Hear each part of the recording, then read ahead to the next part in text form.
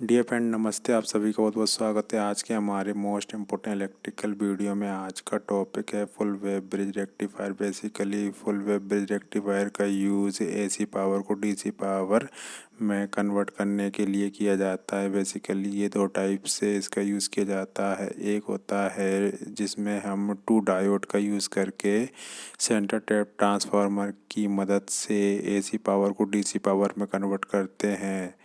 वो सेकंड होता है फुल वेव ब्रिज रेक्टिफायर, जिसमें हमने 4 डायोड का यूज़ करके एसी पावर को डीसी पावर में कन्वर्ट करते हैं। तो हम सेकंड वाले फुल वेव ब्रिज रेक्टिफायर के बारे में जानेंगे। इसको जानने से पहले हमें डायोड का बेसिक नॉलेज होना बहुत ही ज़रूरी है।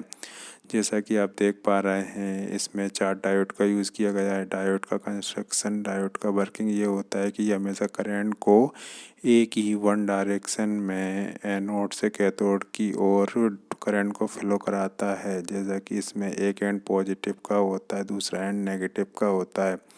इसमें हम करंट को केवल एक ही फॉरवर्ड वाइज डायरेक्शन में करंट फ्लो करा सकते हैं।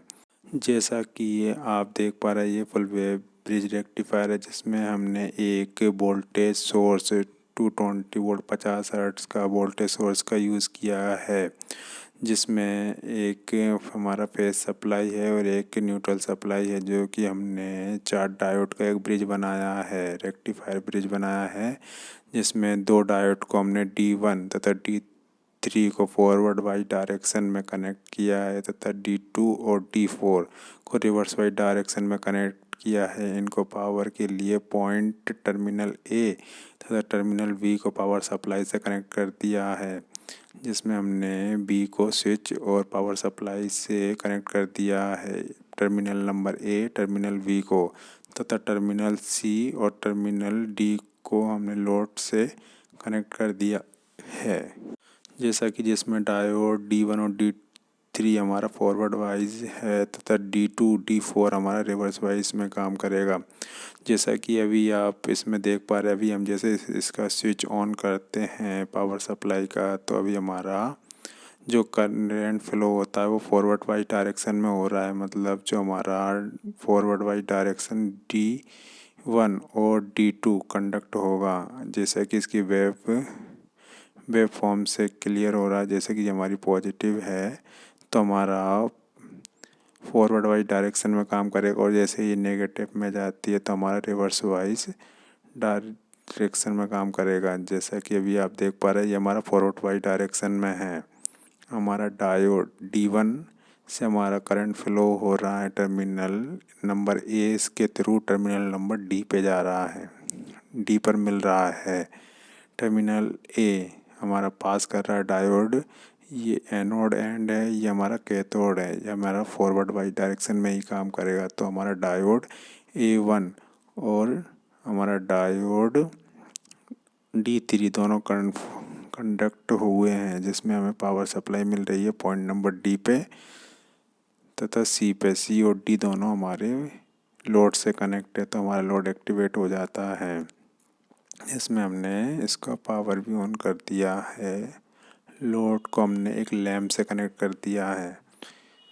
जैसे हमारी टर्मिनल A और टर्मिनल B तथा टर्मिनल C और D हमारा ब्रिज का आउटपुट पॉइंट, जैसे हमने 100 ओम के रजिस्टर और एक लैंप LED लैंप से कनेक्ट किया हुआ है। अभी हम इसको ऑफ कर देते हैं लैंप को। अभी ये नॉर्मल कंडीशन में, अभी हम इस सप्लाई को भी ऑफ कर देते हैं। अभी हमारा नॉर्मल कंडीशन में, जैसा कि D1 और D3 हमारा फॉरवर्ड वाइज कंडीशन में काम करेगा, जिसमें हमारा ये एनोड और ये कैथोड होता है, जिसमें डायोड का जो हमारा फॉरवर्ड वाइज में है, जब हमारा सप्लाई यहाँ से पास होता है वोल्टेज सोर्स से, तो हमारे टर्मिनल नंबर A पर मिलता है, जो इसको रिवर्स वाइज में पास नहीं होने देता। तो हमें ये इधर से पास करेगा डायोड D1 से, और हमें इसका आउटपुट D पर मिलेगा, और हमें न्यूट्रल यहाँ टर्मिनल नंबर C पर मिलेगा, जिसे हम अपना लोड एक्टिवेट करा सकते हैं। और रजिस्टर, ये हमारा 100 ओम का रजिस्टर है।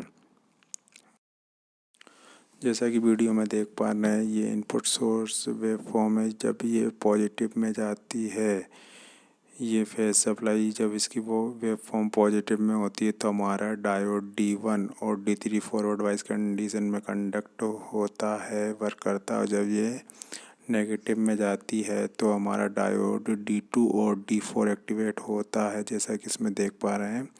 जब ये वेव फॉर्म अपना चेंज करती है direction, positive negative negative positive, तो उसी के अकॉर्डिंग ब्रिज का एक डायोड अपना बिहेवियर चेंज करता है। कमेंट करके ज़रूर बताएं। हाँ, वीडियो को लाइक शेयर और चैनल को सब्सक्राइब कीजिए। थैंक यू, धन्यवाद।